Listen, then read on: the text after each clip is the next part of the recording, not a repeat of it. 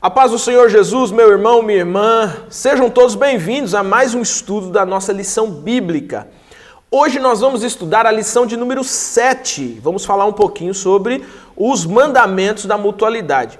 Antes de apresentar o nosso convidado, nosso comentarista de hoje da lição bíblica, eu queria dizer para você o seguinte: compartilhe esse link com o máximo de pessoas que você puder. Todas as semanas nós temos centenas de pessoas e no decorrer dos dias nós alcançamos milhares de pessoas com o nosso estudo da escola bíblica. Eu quero agradecer a cada mensagem que a gente recebe, agradecer a cada feedback que a gente recebe de pessoas que estão acompanhando a nossa escola bíblica e aprendendo mais da palavra de Deus nesses tempos tão obscuros que nós temos vivido. Portanto, se você compartilhar esse link, nós conseguiremos alcançar um número maior de pessoas. Nós já passamos aqui no nosso canal de mais de 10 mil inscritos. Então já alcançamos a primeira bênção, mas você pode continuar nos ajudando compartilhando esse link com os seus amigos. Eu queria dar um outro recado a você, que é o seguinte, olha, você precisa ir lá no Instagram, lá no Facebook e você precisa seguir lá as nossas mídias sociais, nossas redes sociais, né? Nós temos a rede social da Editora Promessa e agora lá no Instagram você também pode seguir Promessistas Brasil, que é o novo Instagram da igreja, o Instagram oficial, vamos dizer assim, da Igreja Adventista da Promessa. Chega lá e bota seguir lá, porque tem muitas novidades, muitas coisas aí a caminho, tá bom? Então que Jesus possa abençoar o nosso estudo dessa manhã. Para o comentário dessa lição de número 7, que vai falar sobre os mandamentos da mutualidade, nós estamos recebendo hoje o pastor Alain. Pastor Alain, seja mais uma vez bem-vindo ao nosso estudo, bem-vindo à nossa escola bíblica. Já estávamos com saudade também, né? Semana passada eu falei que estava com saudade do Eleilton, porque já estávamos na 6ª lição e ele ainda não tinha aparecido. Mas seja bem-vindo, pode cumprimentar os nossos irmãos para a gente começar o nosso estudo. Paz do Senhor, pastor Samuel, eu quero cumprimentar todos os irmãos com a paz do Senhor Jesus e expressar aqui a minha alegria. É sempre bom estudar a palavra, refletir sobre a palavra. E eu particularmente tenho um apreço, um carinho muito grande pela escola bíblica. Então, fazer parte desse projeto, ser convidado para estar aqui é uma alegria para mim. Estou feliz de estar aqui Amém. Participando deste estudo. Amém, amém. E você, meu irmão, minha irmã, o que você está achando dessa nossa série de lições bíblicas? Estamos estudando sobre a unidade cristã. São 13 estudos sobre a unidade cristã. Como que tem sido aí o seu aproveitamento, os seus estudos? Comenta aqui embaixo aí, comenta aí como que tem sido para você essa série de lições bíblicas. Agora no final eu vou falar da nova série de lições que já está quentinha aí e você já pode adquirir a sua. Mas olha só, pastor Alain, vindo aqui para o nosso estudo, eu queria começar conversando contigo um pouquinho sobre essa ideia de heterogeneidade, homogeneidade da comunidade de Cristo, né? A gente sabe que Deus ele não criou, que a comunidade cristã não é uma comunidade homogênea. O que significa isso, meu irmão, minha irmã, para que você compreenda? Deus não criou uma comunidade com pessoas pensando iguais, com pessoas com a mesma história de vida, com pessoas com as mesmas relações sociais. Então Deus criou uma comunidade heterogênea, ou seja, uma comunidade onde há diversas pessoas com diversos pensamentos, diversas ideias e etc. Disso Sim. Nós sabemos, pastor Alain. Agora, explica pra gente um pouco, pensando nesse contexto de heterogeneidade da comunidade, como explicar esse tema aqui, né? O que são esses mandamentos da mutualidade? Essa lição ela é introduzida aqui até com uma pergunta, eu achei bem interessante, que é a ideia de que como seria uma comunidade cristã ideal para você.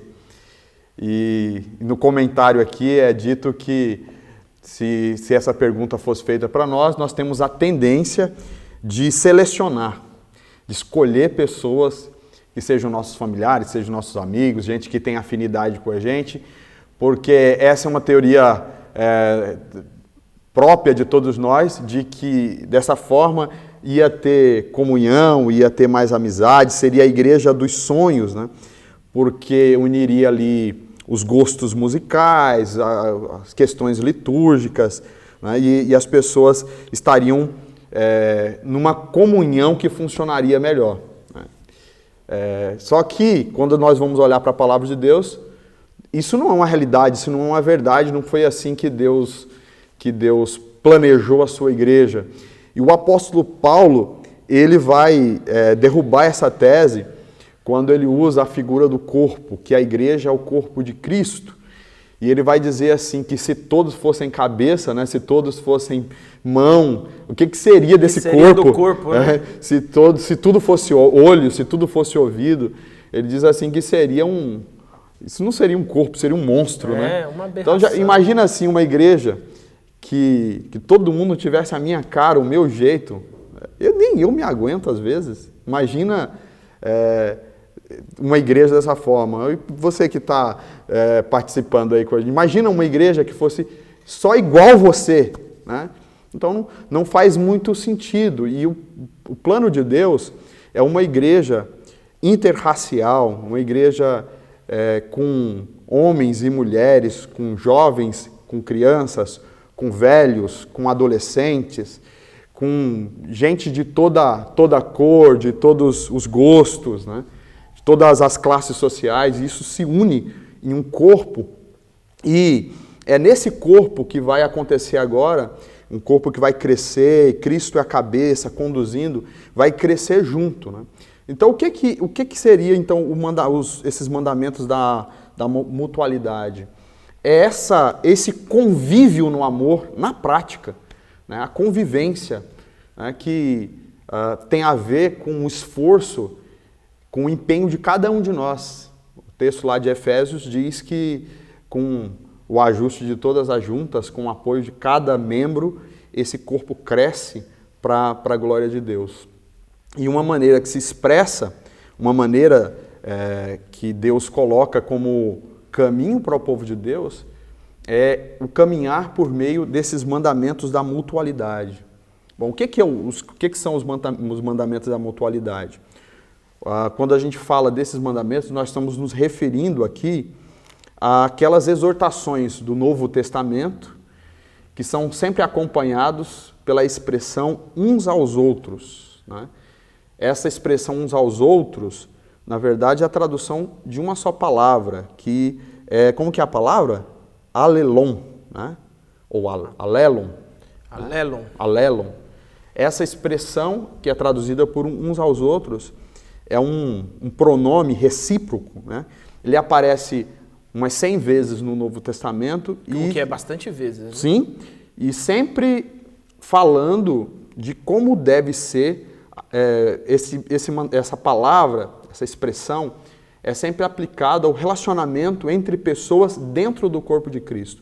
Como que a igreja relaciona entre si, como que os membros se relacionam nessa unidade, como que nós somos um só povo, como que a unidade da igreja se processa no convívio, na comunidade. Isso se processa através desta questão da mutualidade, né? Então, essa expressão indica a relação de harmonia, de sintonia entre os sujeitos de uma oração. Essa expressão tem sempre a ideia de reciprocidade ou de mutualidade, né? A ideia de que uns aos outros, né? Eu faço por você e você faz por mim. Eu dependo de você e você depende de mim. Eu ajudo você e você me ajuda. E assim a gente caminha de mão dadas. É a ideia da comunidade de Cristo, o corpo de Cristo, é como que funciona. E esta expressão, ela traz bem essa ideia do corpo de Cristo, esse conceito da igreja em corpo, caminhando pelo mundo e fazendo a obra de Deus.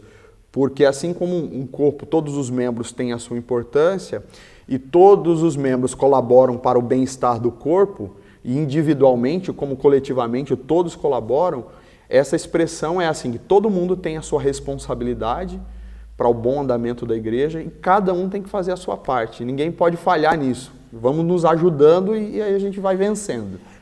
Pensando aqui, você falando aí, eu fiquei pensando aqui, tem uma expressão comum hoje na nossa... Hoje não, tá um pouquinho mais antiga, né? Na nossa sociedade, que virou até uma música, que é cada um no seu quadrado, né? Sim.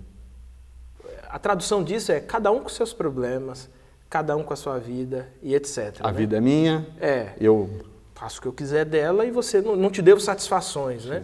Tem uma outra expressão que eu acho muito interessante também, que ilustra um pouquinho isso, que é assim, você para mim é problema seu. Você para mim é problema seu. Quando a gente olha aqui essa questão nesse primeiro comentário que você fez, dentro da comunidade não é muito assim que funciona, né? Não. Essa ideia dessa mutualidade, né? Desse alélon, essa coisa de uma troca de benefícios, né? Parece ser o padrão da comunidade de Cristo e não aquela ideia de cada um com os seus problemas, né?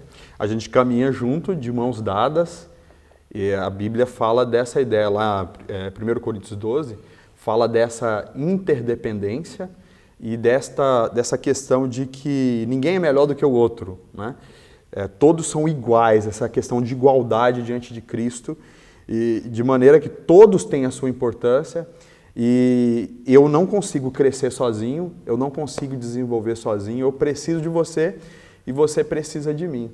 Isso é um conceito bíblico. A gente usa claramente aqui na ideia da comunidade cristã, mas lá na comunidade de Israel, quando Deus constrói o seu povo, até a ideia de educação das crianças era uma ideia coletiva. Hoje é uma coisa absurda, não dá nem para a gente pensar nisso.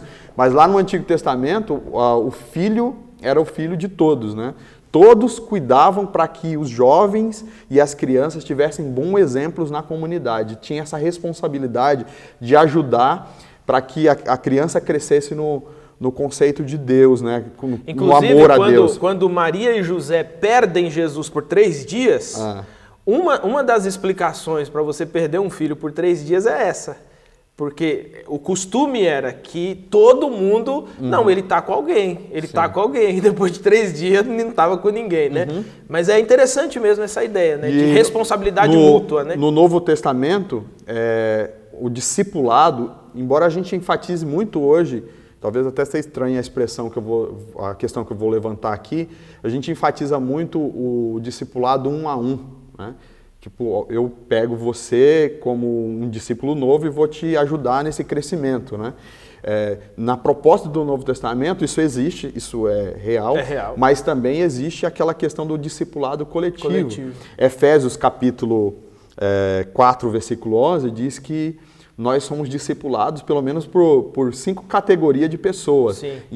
A comunidade nos influencia e nos ensina. Então, o discipulado acontece dentro de uma comunidade que me ajuda a crescer. E nessa comunidade tem a figura do apóstolo, tem a figura do profeta, tem a figura do mestre, do pastor, e tudo vai me ajudando nesse crescimento, né? Eu estou aqui usando a ideia da criança que era educada no Antigo Testamento, e aqui é o discípulo novo, ou seja, o discipulado é uma ação da comunidade. Todo mundo tem responsabilidade com isso. Isso é curioso porque às vezes chega uma pessoa nova na igreja e a gente às vezes é acusado, o pastor não fez nada para manter aquela pessoa. Isso é comum, né? Isso é comum. A igreja não fez nada. E aquela pessoa que diz isso, ela mesma não fez nada. Nos mandamentos da mutualidade... talvez esteja certo mesmo, a igreja não fez nada, né? Olhando no espelho dá certinho, né? Com base nos mandamentos da mutualidade, essa pessoa... ela tem responsabilidade no corpo de Cristo pelo o novo discípulo que chegou à comunidade. Pensando nessa ideia, pastor Alan, já que a gente já viu aqui que pelo menos uma centena de vezes essa palavra uns aos outros aparece no Novo Testamento, essa ideia da reciprocidade, da mutualidade, etc., quando nós pensamos em unidade, quando a gente pensa na unidade enquanto um fundamento, um princípio cristão, qual é o valor que esses mandamentos da mutualidade têm para a unidade cristã? A gente precisa lembrar aqui, a gente falou que tem pelo menos umas 100 citações sobre esse uns aos outros. No Novo Testamento, esses mandamentos eles têm a forma negativa e a forma positiva. Né? Ou seja, aquilo que nós devemos fazer uns para os outros e aquilo que nós não podemos fazer uns para os outros. E nessa parte aqui, por exemplo, da parte positiva, o que fazer? A Bíblia fala que nós devemos acolher uns aos outros, cuidar uns dos outros, sujeitar-se uns aos outros, ensinar, perdoar, aconselhar uns aos outros, edificar uns aos outros, hospedar uns aos outros. Olha quanta coisa aqui, né? Levar os fardos uns dos outros. Na parte negativa, é aquilo que nós não devemos fazer. Aí nós somos exortados a não ficar julgando uns aos outros, não mordais. Eu gosto dessa expressão de Gálatas 5. Não tem que ficar mordendo. Não pode ficar brigando. E ele diz assim, eu converso com vocês estão se mordendo. Né? Vós mordeis e devorais uns aos outros. Né? Então, não vos consumais uns aos outros. Tipo, os irmãos estavam brigando. A briga estava feia aqui. Questão feia ali, né? Não sejam cobiçosos, irritando uns aos outros, invejando uns aos outros, não mentindo uns aos outros. Então tem essas expressões aqui, daquilo que nós não devemos fazer uns pelos outros e daquilo que nós devemos fazer. Bom, por que é importante? Porque através desses mandamentos, esses mandamentos nos dão uma oportunidade, como família de Deus, da gente vivenciar realmente a vida no Espírito, essa unidade que é promovida pelo Espírito Santo. É a vida cristã em comunidade na prática, o convívio do amor que eu comentei aqui. Né? Então, o exercício desses mandamentos, esse exercício é fundamental para que nós possamos manter a unidade. Tipo, é a parte de cada um para que a unidade permaneça, para que a unidade aconteça em nossas vidas. E esse texto, essa expressão, né, o alelon, uns aos outros, ou os mandamentos da mutualidade, eles mostram a responsabilidade de todo cristão, de todo discípulo. E mais uma vez aqui, todo mundo tem participação nesse cuidado mútuo, nessas expressões, e ninguém está livre disso. Todos vão ser responsabilizados diante de Deus. É a responsabilidade que eu tenho com relação ao meu irmão. Diante de Deus, eu tenho um compromisso de cuidar do meu irmão. E esse mandamento ensina sobre isso. Isso faz a gente lembrar, assim, lá atrás, né? O Caim com Abel, né? O que eu tenho com meu irmão, né? E aí o Senhor... E é nítido ali, né? Com o filho ali, os dois filhos perdidos ali da parábola de Lucas 15, é a mesma coisa, né? O irmão tinha responsabilidade sobre o outro, ele tem responsabilidade, e dentro da comunidade é assim. Eu me lembro uma vez, conversar com uma pessoa que não queria mais ir à igreja e tal, e aí conversar vai, conversar vem, fala assim, pastor, eu não aguento essa igreja. Todo mundo cuida da vida de todo mundo. Todo mundo me... Eu estou fazendo isso aqui, o pastor está olhando, está fazendo isso. Não, eu não quero as pessoas olhando para a minha vida e falar, pai, então é o seguinte, eu vou orar para você morrer. Porque o único lugar que ninguém toma conta da vida de ninguém é o cemitério, que ninguém quer saber da vida de ninguém. Sim. Agora, dentro da comunidade cristã, é exatamente o oposto. Deixa eu dizer uma coisa aqui para você, meu irmão, minha irmã, que está acompanhando o nosso estudo.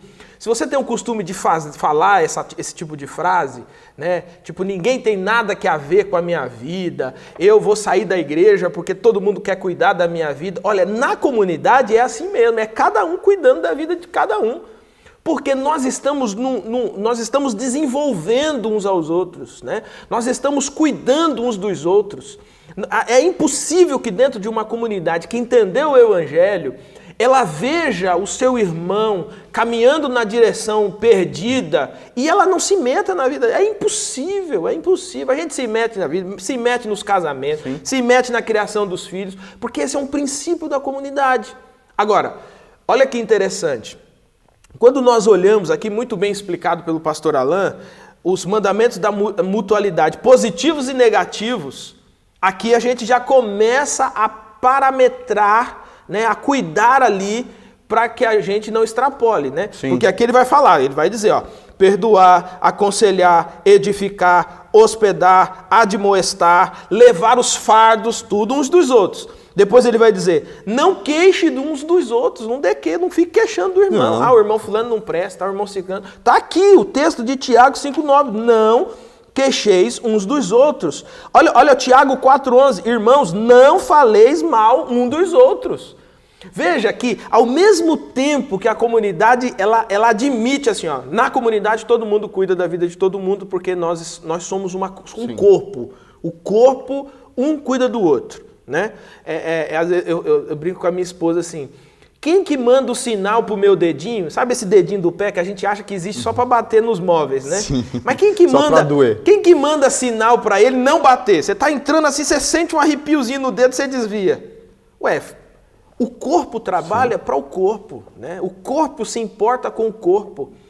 A unha que encrava dói o corpo, né? Então é interessante a gente pensar nisso, meu irmão, porque você vai viver, não só viver melhor a sua vida em comunidade, mas como você vai ser mais perdoador, mais cuidador, né? Às vezes esse negócio, que isso é um mal da humanidade, né? Essa humanidade no pecado, né? Lembrando do Caim, é lá, ó.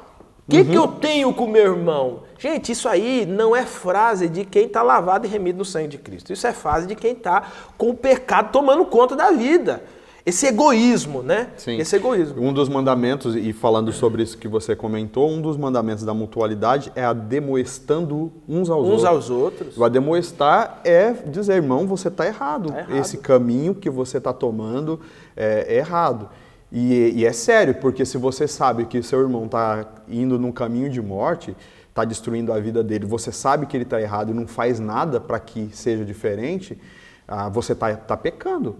Quem sabe fazer o bem e não faz, está pecando. Mas é uma crise que existe hoje na pós-modernidade, porque o cidadão pós-moderno ele é muito individualista, ele é muito reservado, ele prefere não ser confrontado, ele prefere ser um na multidão do que um na comunidade. Ele quer passar desapercebido, né? Sim. E isso é uma crise, né? Mas, por outro lado, pesquisas que falam sobre o cidadão da pós-modernidade mostram que ele tem a necessidade da comunidade. Desesperadamente, essas pessoas buscam uma comunidade para alguém cuidar da vida dela. Às vezes ela nem percebe que ela tem essa necessidade. Mas é isso, essa necessidade de relacionamento, de convívio, de cuidado, né? E isso é muito importante. É triste assim a gente ver que nas igrejas locais existem pessoas que desanimam da fé e começam a se afastar da igreja e outros dão de ombros, né? Ou aquela frase que a gente usa fora do contexto, não era dos nossos, foi embora. E ninguém, peixe de couro, a gente fala. Ninguém dá uma ligação, ninguém faz uma ligação, né, esperando que o pastor faça isso, né? Claro, o pastor tem que fazer também, mas essa é uma responsabilidade de todos nós. Me faz lembrar de uma frase do querido pastor Manuel Brito, numa lição que ele escreveu, uma lição antiga, que ele usa uma frase mais ou menos assim, que a igreja é o único exército que deixa os feridos para trás, né? Mais ou menos assim a frase dele. Os feridos de guerra vão ficando para trás. Isso acontece muitas vezes no relacionamento da igreja. O irmão difícil, o irmão que tem algum problema, desanima da fé e feriu, né? Soldado ferido.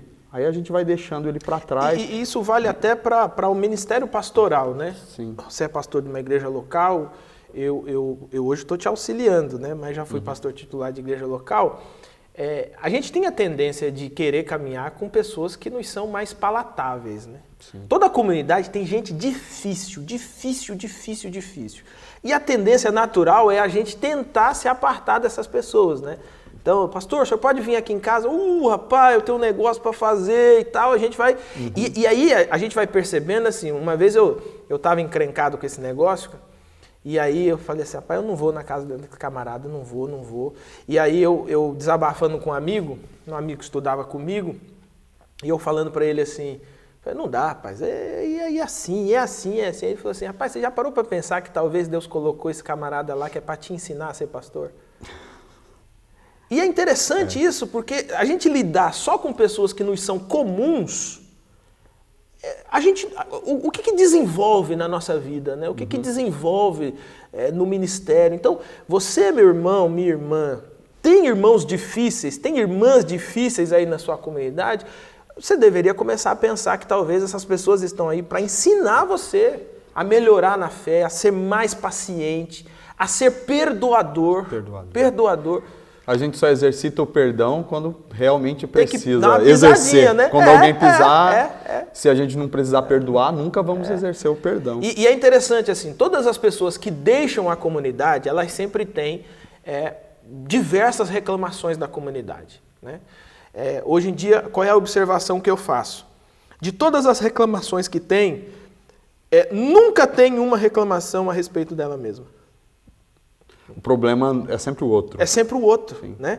Então veja, numa comunidade tem muita gente difícil, mas você é difícil também para muita gente, né? Eu acho que esse princípio aplicado à nossa vida, ele faz muito sentido. E assim, relacionado a isso que você comentou, a acusação daquele que sai da igreja é sempre para o outro, e assim, não me amaram, não me perdoaram, não me aceitaram, mas o interessante aqui é mandamentos da mutualidade. Mutualidade. Será que você perdoou também? Será que você se esforçou? Será que você se doou à comunidade? Né? Então assim, o simples fato de você virar as costas para um problema já demonstra que você falhou em algumas coisas, né? Então, ao mesmo tempo que a comunidade falha em não ir na busca, aquele que está lá também falha em também não buscar a comunidade, né? A gente podia usar aí os filhos perdidos, a mesma coisa, né? Se ele ficasse lá, ele ia ficar lá, né? Mas ele vem. Então, assim, eu acho que, pensando um pouquinho nessa questão desses mandamentos, pastor Alan, aqui na nossa lição bíblica, que utilizou do texto de Colossenses capítulo 3, ela vai colocar pelo menos 2 desses mandamentos. Irmãos, os mandamentos da mutualidade são muitos. Aqui dá uma série de mensagens. Dá uma série de mensagens para o ano inteiro aqui, se bobear, não esgota os textos. Posso indicar um livro? Sim. Tem um livro de James Getz, que é Um por Todos, Todos por Um. É um estudo sobre os mandamentos da mutualidade. Vale a pena você comprar e ler, ele é muito instrutivo sobre. Aí ele detalha todos eles. Legal. Ó, momento intelectual aqui, né? Momento cultural. Momento indicação de livros, né? Mas é isso. Agora, pastor Alan, aqui nesse texto de Colossenses 3, pelo menos 2 desses mandamentos foram colocados aqui, né? O suportai uns aos outros e perdoai uns aos outros, né? E eu queria conversar um pouquinho sobre esses dois mandamentos que aparecem aqui, né? O perdoar, o suportar uns aos outros e o perdoar uns aos outros. O que é esse suportar uns aos outros aqui, pastor Alan? Vamos repetir a leitura? A leitura está aqui em Colossenses capítulo 3, o versículo 13, que diz assim: suportando e perdoando uns aos outros, se alguém tiver alguma queixa contra o outro, assim como o Senhor vos perdoou, também perdoai. Acima de tudo, revesti-vos do amor, que é o vínculo da perfeição. A lição vai comentar aqui, né? Que não daria para a gente comentar todos, mas a gente comenta os 2 que aparecem aqui. Primeiro é o suportar uns aos outros, que é a primeira parte do versículo 13. E sobre esse mandamento, quando a gente fala sobre suportar uns aos outros, automaticamente vem aquela ideia de ser suporte na vida do outro. E muitas vezes as pessoas comentam nesse sentido. Embora faça sentido essa expressão, a ideia aqui, até no sentido original, é essa ideia de ter paciência com respeito aos erros e fraquezas de alguém. Isso é o suportar. Suportar uns aos outros significa ser paciente com a fraqueza do outro.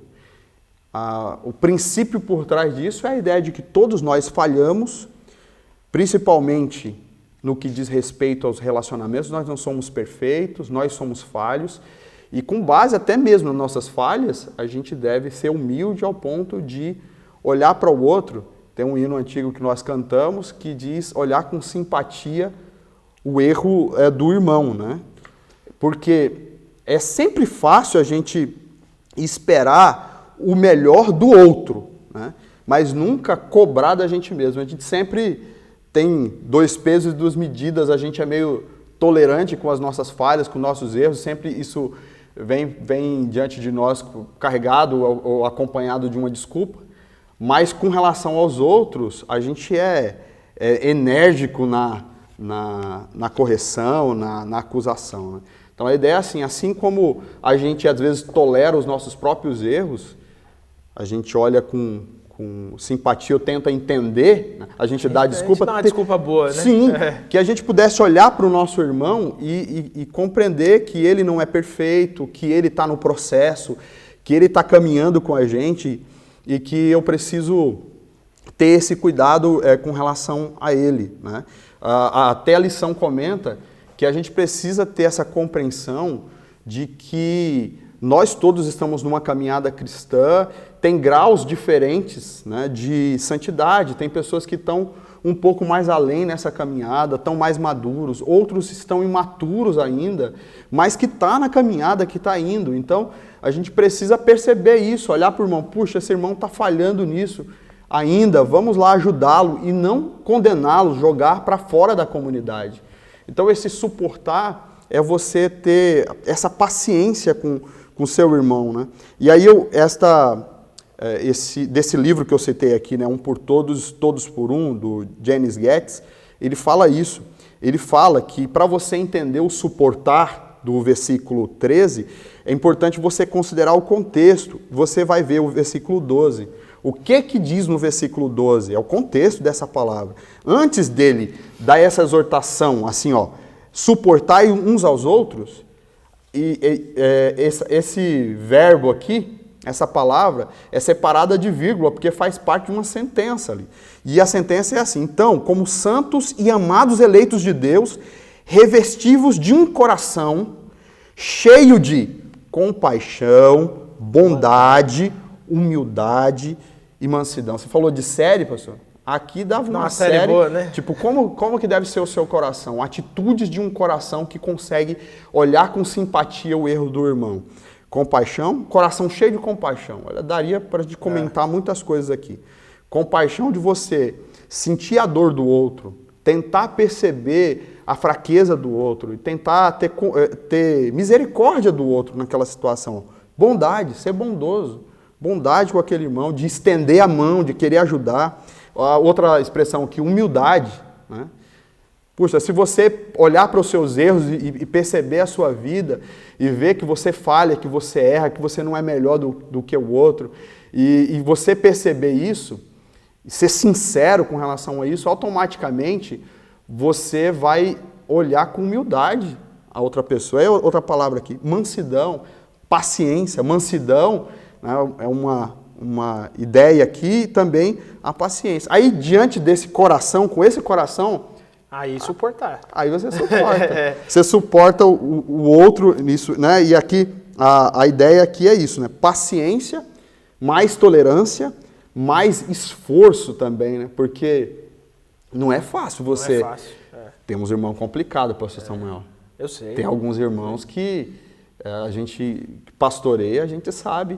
Tem algumas pessoas que os outros evitam e que é inevitável para o pastor. Não tem jeito. Né? E eu nem estou falando da minha comunidade agora em Vila Medeiros, para não ficar mal com meus irmãos lá. Né? Ficar mal com meus irmãos aqui. Fica parecendo conversa de pastor, né? Não é um desabafo. Pastor contando para desabafo. Quando a gente tá aí já há um tempo no pastorado, a gente lida com algumas pessoas difíceis de conviver, algumas pessoas que são intragáveis, têm dificuldade de relacionamento. Tem pessoas que te ofendem, que te machucam, e essas pessoas às vezes te machucam, te ofendem, ela não tem nem noção do que tá fazendo às vezes. Né? Elas agem assim pelo que a vida fez com elas e é o que elas têm para oferecer. E se você não tiver essa capacidade de humildemente tentar entender a história daquela pessoa, você não vai conseguir suportar, você vai abandonar essa pessoa no caminho. Né? Você falando aí, eu me lembrando aqui, né? Por exemplo, eu, Samuel Braz, eu fui um adolescente dificílimo, irmão. Eu dei muito problema na igreja, irmão. Eu dei muito trabalho para diácono e diaconisa na igreja. Muito trabalho. É a tendência da gente esquecer. Uhum. Aí, quando a gente esquece, a gente olha, por exemplo, eu tenho uma paixão pelos adolescentes, porque eu sei como é difícil ser adolescente. Não faz muito tempo que eu fui adolescente e eu sei do trabalho que eu dei. Mas é interessante porque quando a gente olha, por exemplo, para um adolescente hoje, eu quero que ele tenha perfeição. Mas eu só quero isso porque eu me esqueço que eu também fui um adolescente. Opa. E a gente esquece que a vida é um processo de aprendizado e amadurecimento. Né? Uma vez eu me lembro, eu fui dar já estava com uns 20 e poucos anos, fui dar uma palestra, pregar num lugar, e eu estava entrando assim na igreja, assim, passando no corredor, e eu ouvi uma irmã estava falando com outras irmãs assim, esse Samuel aí, esse Samuel era isso, esse Samuel era aquilo, e eu estava uma distância assim de, sei lá, uns 700 quilômetros daqui de São Paulo, né? Não fazia ideia de quem era a irmã. E eu falei assim, eu fui andando devagarinho e tal. Eu falei, amém, irmã, paz do Senhor, tudo bem? A irmã, você não lembra de mim, né? Eu falei, não lembro da senhora, mas eu não esqueço você e tal.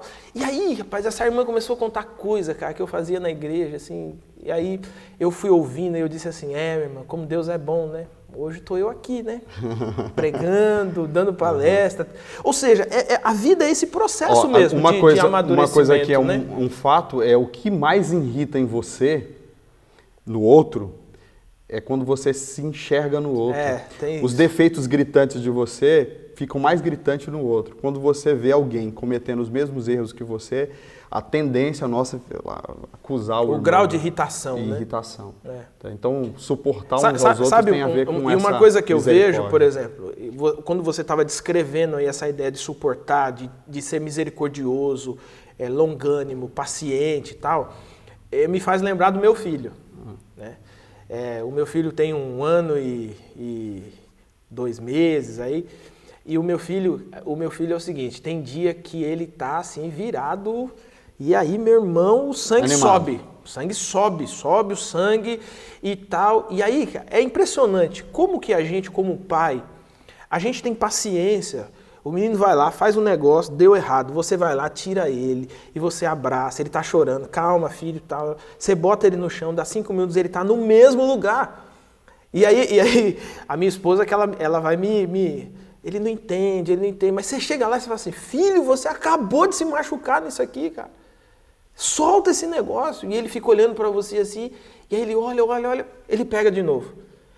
Aí assim, é interessante, porque quando o meu filho está com 1 ano, quando o meu filho tiver com 10, com 15, com 20, esse processo vai se alterando. Porque isso é aprendizado e maturidade, né? Às vezes nós fazemos isso com os nossos irmãos, nós exigimos perfeições dos nossos irmãos sem que haja um processo de aprendizado e de maturidade. Isso se aplica, pastor Samuel, não só à comunidade cristã, mas a gente, como você falou, né, a questão da família. Muitas vezes casais que não suportam uns aos outros, né? Não tem esse cuidado, não tem essa tolerância, não tem essa paciência. Pais com filhos. E aí isso transporta para a grande família que é a igreja. A igreja acaba sendo como que reflexo, a gente está, né? Do nosso tempo aqui, é que eu e o pastor Samuel, a gente tem uma afinidade assim, né? Então a gente se empolga. É a produção, quanto tempo passamos?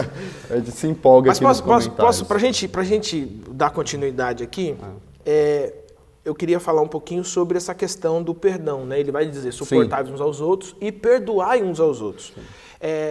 Mais uma vez a gente entra nesse assunto. A gente, nessa série de lições sobre unidade, nós já falamos aqui pelo menos umas 2, 3 vezes sobre essa questão do perdão. E, aliás, o perdão até como uma espécie de regulador, o perdão assim baseado no amor, uma espécie de regulador das relações, né? Na semana passada o pastor Eleilton, falando também sobre essa questão do perdão, falou um pouquinho também dessa questão do perdão, e eu queria agora, com base nesse texto, a gente conversar. Porque a frase que o pastor Eleilton colocou, e eu quero repeti-la, e é muito interessante, que ele diz assim, perdão é aquele tipo de coisa que a gente fala bastante, mas a dificuldade não é falar, a dificuldade é fazer, né? É de fato perdoar, né? Poderia comentar um pouco sobre isso para a gente? O versículo continua dizendo isso, né? Suportando e perdoando uns aos outros. Né? Essa virtude aqui, ela é tão importante quanto a anterior. E quando você percebe essa vivência de perdão, ela está inteiramente interligada com a questão do suportar. É um mandamento que anda com o outro. Quem perdoa é uma forma de suportar, é o perdão. Né? Você tolerar, às vezes a pessoa te machuca, é uma maneira de você expressar esse mandamento da mutualidade. Né? Eles estão aqui juntos no texto, não é sem sentido. E essa mesma dupla vai aparecer lá no texto de Efésios capítulo 5, se não me engano, que fala suportando, né, e perdoando também, essa ideia de que essas duas questões andam juntas. Né? Então, o que vem a ser o perdão? Né? Pensar sobre isso. No tempo que a gente tem na lida pastoral, tem 2 temas que nunca a gente erra quando fala e toca o coração dos crentes. Nesse tempo, a questão de ansiedade.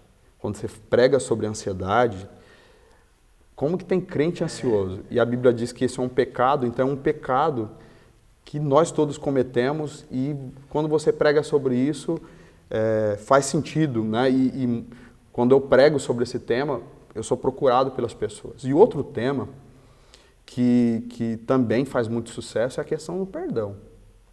Quando você prega sobre o perdão, pega para todo mundo. Como é difícil a gente praticar esse mandamento. É um mandamento de Jesus, claramente ensinado. Jesus trouxe uma explanação, a gente fala uma teologia, né? Trouxe uma doutrina, um ensino claro sobre o perdão. Falou bastante disso. Capítulos, dedicou parábolas para ensinar, exatamente para mostrar o quanto é importante. Muitos crentes guardam rancor por anos a fios na sua vida. Como tem crente amargurado, crente, infelizmente, carregando mágoa, né? E aí você conversa, pastor, eu preciso perdoar o meu pai, pastor, eu preciso perdoar o meu irmão. Crentes que dizem assim, há muito tempo eu não converso com o irmão, e aí às vezes você vai ver que não é uma coisa assim, sabe? Insignificante às vezes. E trouxe uma desavença na igreja, gente que não conversa com o pastor, gente, sabe? Acontece demais sobre isso. Né? E isso é muito terrível quando se trata de um seguidor de Cristo. Um seguidor de Cristo que não consegue perdoar é terrível, porque Cristo é aquele que anulou as nossas dívidas, que nos perdoou as nossas dívidas do pecado. É o perdoador supremo, né? Então, se nós seguimos a Ele, precisamos compreender isso. O que Jesus ensinou sobre o perdão? Ele ensinou muitas coisas. E dos ensinos mais fortes assim de Jesus sobre o perdão é aquele texto lá de Mateus, no capítulo 18, né? Onde ele conta uma parábola e depois ele tem um diálogo com Pedro, né? A parábola é a parábola do servo impiedoso, que Jesus disse assim, qual que deve ser a base do perdão? Como que a gente deve perdoar o nosso irmão? E ele conta aquela parábola. Resumidamente, a parábola é de um servo que devia muito para um senhor, para um rei. Uma dívida impagável. Uma dívida impagável, incalculável essa dívida. E o rei vai lá, o senhor diz, olha, eu quero que você pague essa dívida e tem que pagar agora, senão eu vou te jogar na cadeia, eu vou te jogar na prisão. E aí ele clama lá por misericórdia e assim, subitamente, assim, de forma milagrosa, aquele senhor, aquele rei, diz, olha, então vai em paz, eu te perdoo, você não tem dívida. Não deve mais nada. Não deve nada. E esse cidadão está indo para casa e ele encontra um outro servo, um co-servo, né? Que devia uma dívida mínima, um valor pequeno. É como se ele devesse bilhões e essa pessoa devesse reais para ele, 100 reais. 100 conto. 1.000 reais. Então imagina, a pessoa tinha uma dívida incalculável e essa pessoa tem uma dívida pequena. Então ele chega e fala, ó, esse que foi perdoado encontra o outro e cobra a dívida, eu quero que você me pague agora. O texto bíblico diz que ele pega pelo colarinho dele, né? Sim. Segura ele aqui e sacode e ele me paga o que deve. O colarinho ali, a ideia de que ele apertou o pescoço. Ele aperta o pescoço para você me paga agora, senão ou você me paga ou morre. Mais ou menos assim. E ele diz, não, mas eu não tenho como pagar. E ele diz, então eu vou colocar você e sua família na prisão. Né? E ele cobra a dívida dessa forma. E aí tem alguém que está ali assistindo a cena, vai lá, avisa para o Senhor, né? E diz, olha, aquele homem que você perdoou uma dívida incalculável, ele não usou de misericórdia com alguém que estava ali perto dele. Né? E aí Jesus usa essa parábola para dizer que nós também, quando não perdoamos os outros, não reconhecemos, não estamos entendendo a proposta de Deus. Deus, o Pai, nos perdoou de uma dívida impagável. E isso deve ser o critério para que a gente perdoe os outros. E nesse texto que você citou, nessa parábola, ele enfatiza o fato de que quando o rei ali fica sabendo, o texto diz que ele irou-se, né? Ele ficou irado, né? De saber que tinha perdoado uma dívida tão grande e a pessoa não teve da mesma misericórdia. É uma incoerência enorme, prática, uma hipocrisia quando nós não perdoamos, quando não temos essa reflexão. Diz o texto que aquela pessoa que não perdoou o outro foi jogada na prisão para ser atormentada pelos verdugos, que é tipo carrasco que iam ficar atormentando. Esta palavra, ela tem um significado muito importante sobre o perdão. A ideia é de que quem não perdoa é uma pessoa aprisionada. E ela é aprisionada e ela vive agonizada pela sua consciência. O seu coração não tem paz. Quem não perdoa está em uma prisão e precisa ser liberto. Essa é a ideia. A falta de perdão é cadeia, é aprisionamento de alma. Uma escravidão. É escravidão. Né? Uma escravidão. E aí, a única maneira de sair dessa escravidão é através do perdão. Nesse sentido, o perdão individualmente ou como diante da comunidade é uma necessidade de todo o coração. Todos nós necessitamos, carecemos de perdão, de liberar perdão, até porque sempre haverá motivos para a gente ter que perdoar alguém. Nossa convivência é de homens com homens e mulheres falhos, pecadores. É impossível alguém não falhar com a gente. É impossível. Nesse plano é impossível. É impossível você não falhar com a sua esposa falhar contigo, com o filho, no convívio no trabalho. E se você for daqueles que não perdoa, que fica guardando rancor, a falta de perdão vai te jogar nessa prisão. Então, o que é uma questão até de sobrevivência, é uma questão de inteligência. Inteligência. Que você ficar acumulando isso, que a Bíblia fala como se fosse uma poça de lama no seu coração. O autor de Hebreus fala da raiz de amargura, é uma raiz que vai crescendo. Né? Ou você perdoa ou você adoece. Ou você perdoa ou vive amargurado. E aí, nesse sentido, o perdão é um meio que Deus concedeu para que a gente tenha higiene mental, para que a gente faça uma limpeza no nosso coração, para que você, meu irmão, tenha saúde emocional. Eu chamo de detox da alma. O perdão aquele pessoal não toma aquele suco detox para limpar o organismo. O pastor lá, Dias Lopes, da alma. Fala que é a asepsia da alma. Asepsia. Tipo, é uma limpeza, é passar álcool gel. Mais depurado nas palavras. É passar álcool gel no seu coração. Para que você purificar. Isso faz muito sentido. Meu irmão, minha irmã, você tem dificuldade de perdoar? Talvez hoje, essa série de lições seja um convite para você tomar uma decisão de se ver livre, se libertar desse aprisionamento. Algumas pessoas, pastor Alan, elas dizem assim para mim: o senhor está falando de perdão porque o senhor não sabe o que fez, o que fulano fez, o que ciclano fez. Olha, eu vou dizer um negócio para você, eu nem quero saber, não é da minha obrigação saber. Agora, é uma obrigação nossa como pastores, que interpreta a Bíblia, que lê a Bíblia para a comunidade, que lê a Bíblia para as pessoas, dizer a você que o perdão é essa asepsia da sua alma, o perdão é esse detox da sua alma, é uma limpeza interior que a gente faz para viver melhor. Paz interior. Contra a paz. Olha, quem não perdoa vive em função da pessoa que você não perdoa. Exato. Você fica remoendo aquilo. O pastor fez exatamente esse comentário. Você vive aquilo remoendo, você vive em função. E é fato. Quando uma pessoa está amargurada, apetite, você perde uma pessoa amargurada, Você começa a conversar com aquela pessoa, passa um pouquinho, o assunto é aquele. Isso porque mesmo, fulano, isso mesmo. eu não sei o quê, vive em torno disso, né? E contagia, né? Contagia. Pessoas amarguradas, elas são companhias insuportáveis. Elas não enxergam alegria. Elas estão sempre reclamando, elas estão sempre achando um motivo para puxar para baixo, né? Gente, nós precisamos buscar essa limpeza do coração em Jesus Cristo. Uma coisa importante. Eu tenho conversado com pessoas sobre perdão e eu já ouvi essa frase, não sei se você já ouviu. Pastor, eu não sinto perdão. Eu não sinto perdão. Já viu isso? Já. Como se o perdão fosse um sentimento. Biblicamente, perdão não é um sentimento. Perdão é uma ação. Uma ação, uma atitude. Perdão é uma escolha. Decisão, é isso aí. E é uma decisão, assim, eu digo que é uma decisão legal, que quando você vai diante de Deus, né? Porque quando uma pessoa ela te ofende, a Bíblia fala que essa pessoa pecou contra você. E quando a pessoa peca nesse sentido com você, ela adquire uma dívida com você. Então ela está te devendo algo, né? E aí, diante dessa dívida, há duas questões que você pode agir.